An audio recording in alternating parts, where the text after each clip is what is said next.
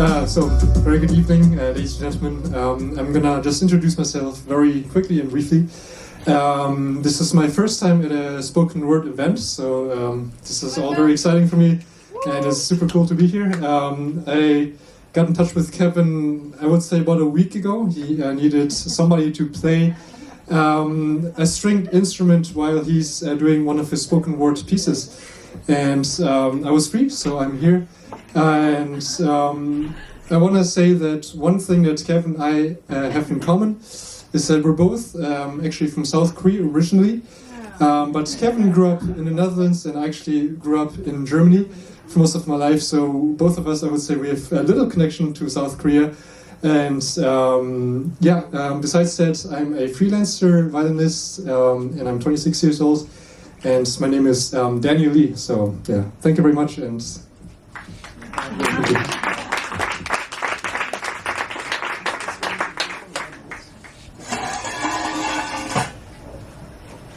this piece is called. It's the red button. There we go. This piece is called Barbie Dolls. My earliest memory of healthy masculinity is playing with my sister's Barbie dolls, and no one questioning my choice of toys to play with. The walls of masculinity built with kindness, cemented in love and acceptance, because boys' innocence will simply continue to be innocent if you let them. But somewhere in the hallways of schools full of bullies, jocks, first kisses, sex talk, masks, bragging, pretending, rejection, I've lost my connection to that childhood memory. Tossed aside for an empty promise of popularity, power, control, my defense mechanisms on constant alert to put the hurt on anyone who would question my masculinity, my heterosexuality, my ego, my manhood, my claim to fame, my identity as a man. And so I started a lifelong quest to prove that I am a real man by using Axe body spray, by playing with Lego and remote control cars, by pretending not to care, by wearing boxer shorts and Levi jeans, by eating lots of meat, by treating women like a game to be played, by trash talking gays and pussies, by bragging about the number of times I've had sex, by flexing my muscles and holding in my stomach, by constantly measuring my manhood by my popularity, by bullying other boys simply to fit in with the other boys. And the more I tried to be a real man by abiding by the man code, the more I lied to myself, cried myself to sleep at night under a blanket of self-loathing, tried to hide the signs of loneliness behind fake smiles. I might as well have tied the noose around my neck, tightening the grip on my depression. There's nothing more frightening than seeing innocent boys become dead men walking. Like a predator stalking its prey, toxic masculinity has its ways to infiltrate minds without us men realizing we are about to fall victim to the most dangerous killer known to man. Silence is a violence no amount of muscle, athleticism, stoicism, or hustle can defend itself against. So it's time we start talking real talk. Let's walk back on all the stupid things we used to say and block out the sounds of the naysayers, because there's beauty in the breakdown. There's strength in vulnerability. There's honor in owning your own emotions. There's courage in letting your heart speak. There's love in equality. There's future in self-care. And if I'm really honest, the most daring I've ever felt was saying I am sorry when I felt broken and hurt. The most out of place I've ever felt was every single time I almost got myself into a fist fight.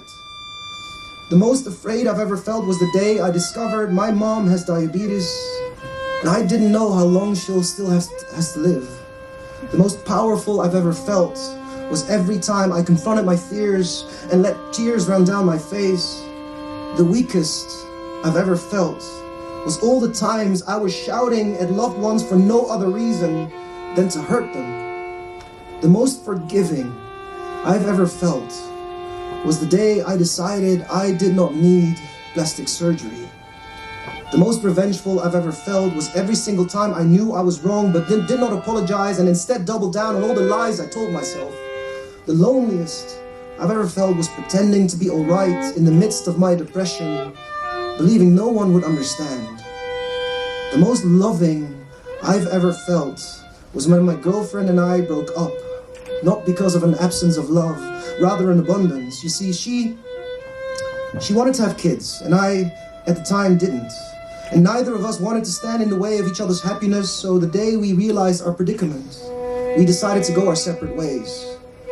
The most grateful I've ever felt is waking up every single day knowing that our parents gave us a future through adoption. The most innocent I've ever felt was playing with my sister's Barbie dolls. What if we would let go of the belief that we are not man enough? What if we would stop pretending and start healing? What if we would break down our walls and lean into our feelings? What if we would define our masculinity by the love we accept and give? What if we would live to see another day instead of committing suicide in silence? What if we would let go of this idea that masculinity is something you can lose when there is no female equivalent for the word emasculate? What if we would create an environment in which boys care more about mental health than competing with other boys? What if we would buy ourselves a Barbie doll for all the times we wanted to play with certain toys but were told not to? What if? I believe we would feel relieved. I believe we would feel free. I believe that many men would still be alive today. I believe society would thrive. What if you and I would start a conversation right here, right now, to redefine masculinity?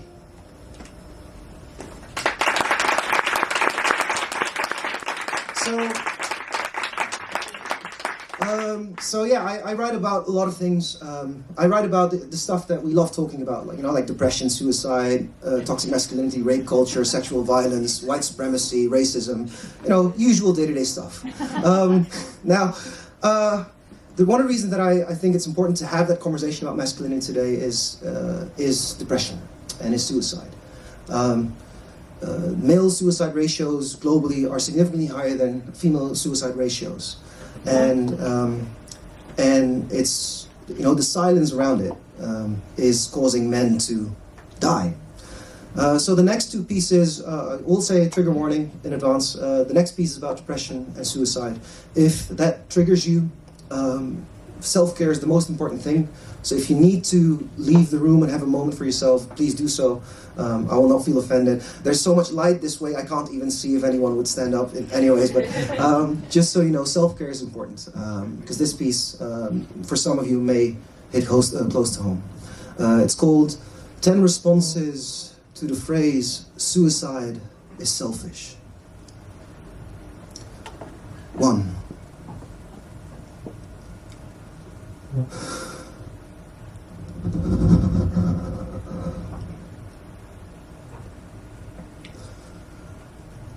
Two.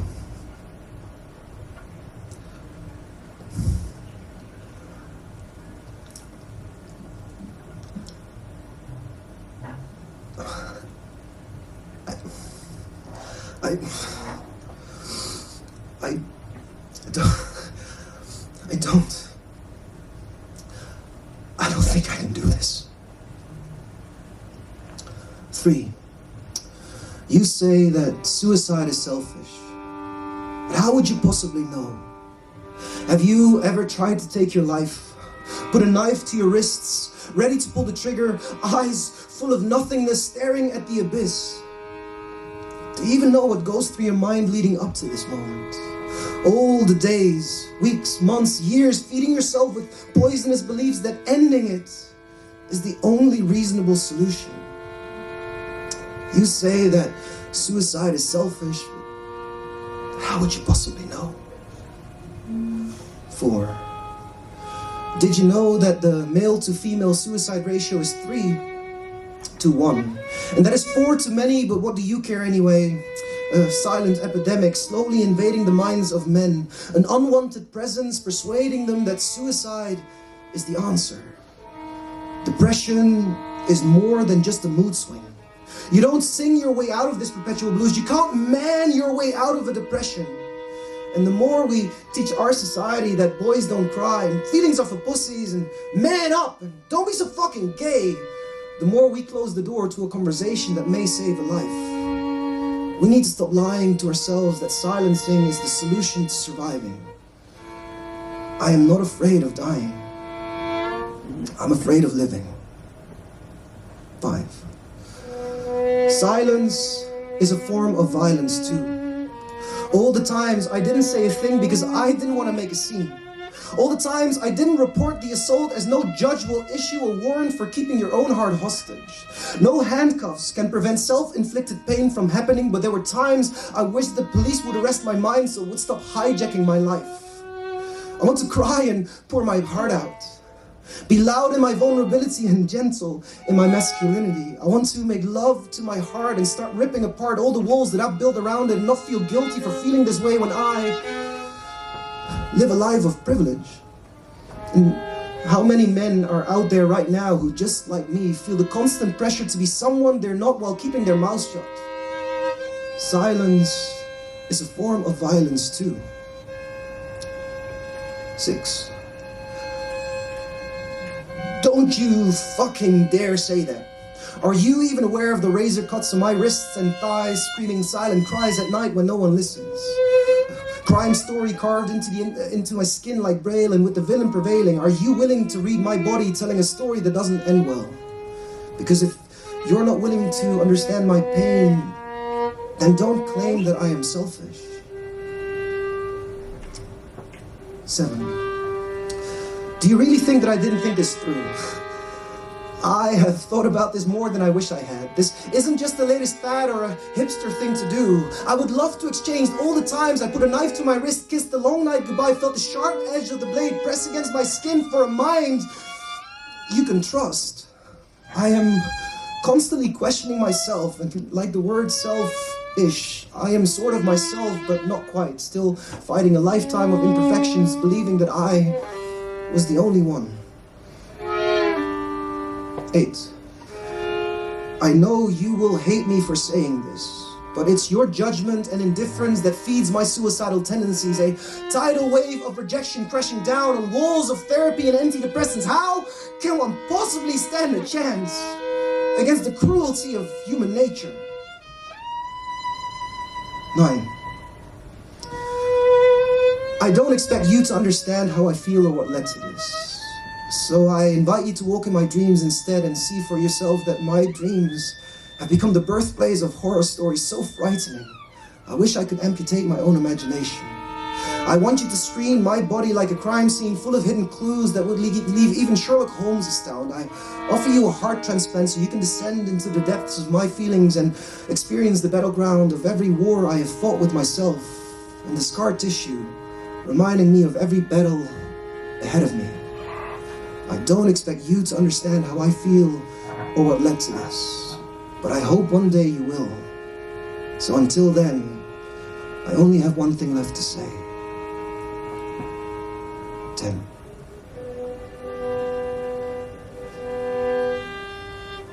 Goodbye.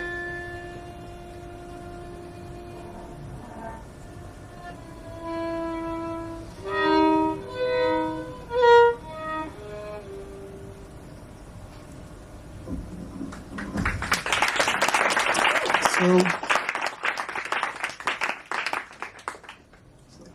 they asked me, they said, "You're going to start the evening," and I'm like, "Ooh, let's start, let's set the mood."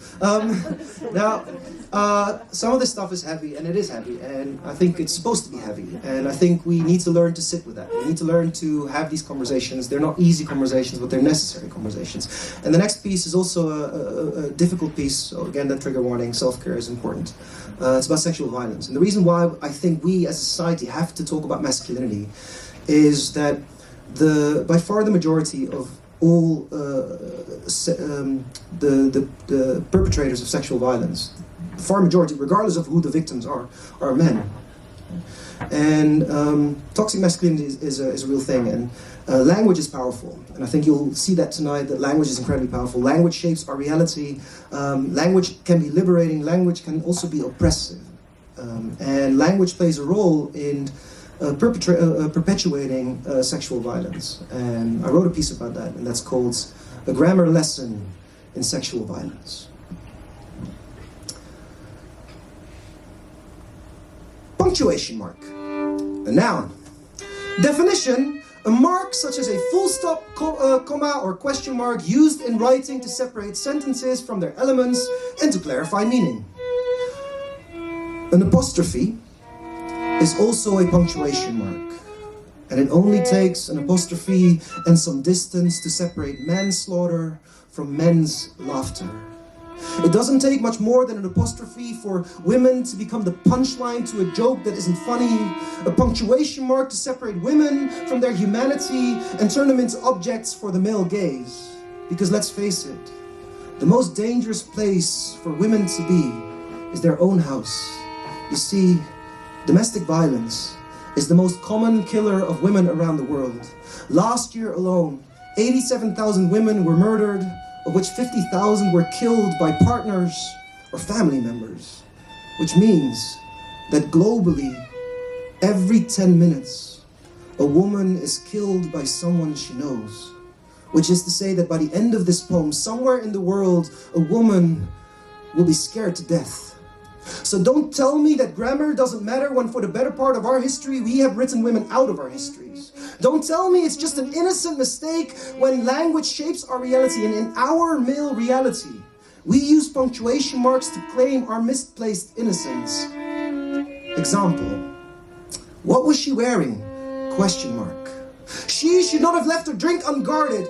Full stop. But not all men! Exclamation point. It was, start quotation marks, just a joke, end quotation marks. She never said stop, open parentheses, because she feared for her life, close parentheses, and he took it as consent. Last year, 87,000 women died, open brackets, at the hands of men, close brackets.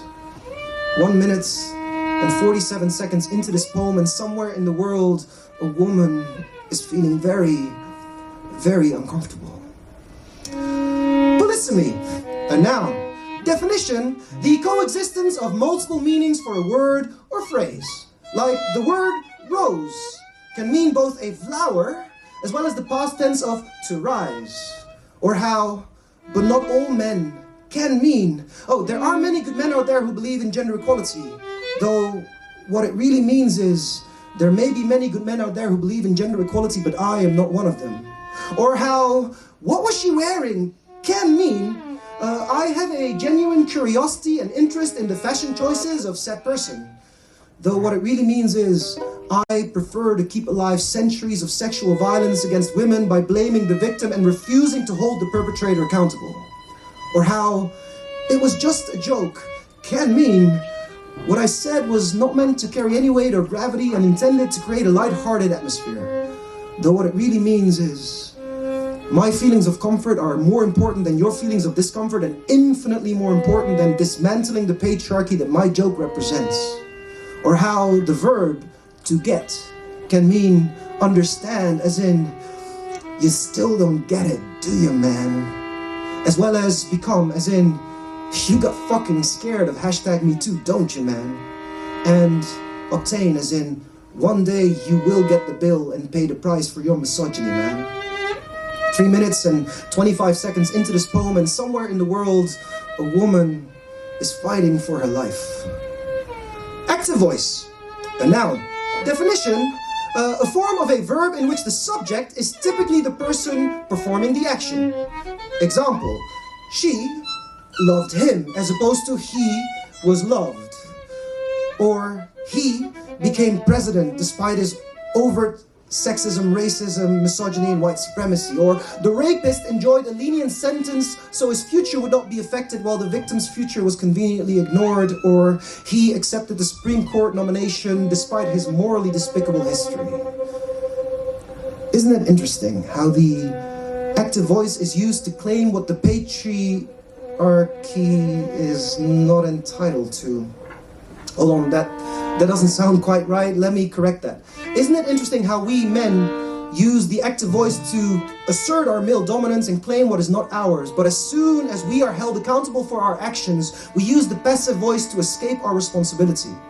Example, she was raped instead of he raped her.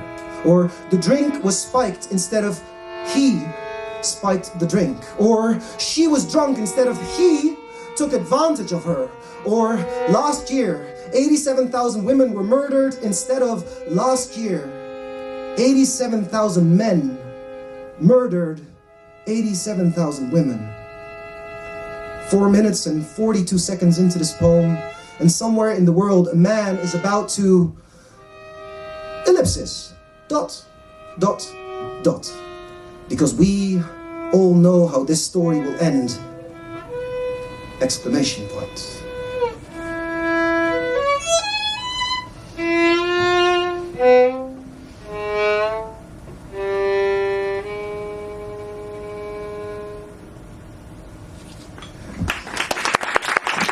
So,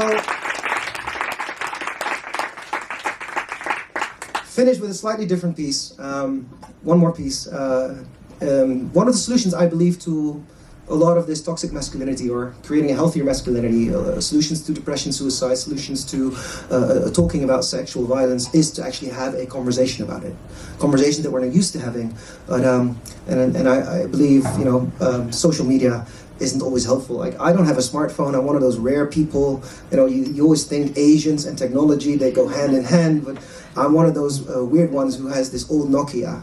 And I love it because I call people. I sometimes, you know, I respond to Facebook messages sometimes by picking up the phone and calling my friend. And they're like, why are you calling? I saw this message earlier on Facebook and I just wanted to respond to it. People find that very confusing. But the thing is, in 5 minutes, you can talk more than what I would normally chat and write in 5 minutes. And I believe we have to learn to have better conversations. So that's a piece I want to finish with. But before that, I just want to say one more thing, and that is Daniel and I met today here about an hour ago, and we have not rehearsed this. We had a sound check, that was it. He is doing this all improvised. He has seen, I've sent him some pieces. He hasn't actually read or seen all the pieces that we performed tonight. But this man is just improvising as we go, and for that I just want to ask you to give him a big round of applause.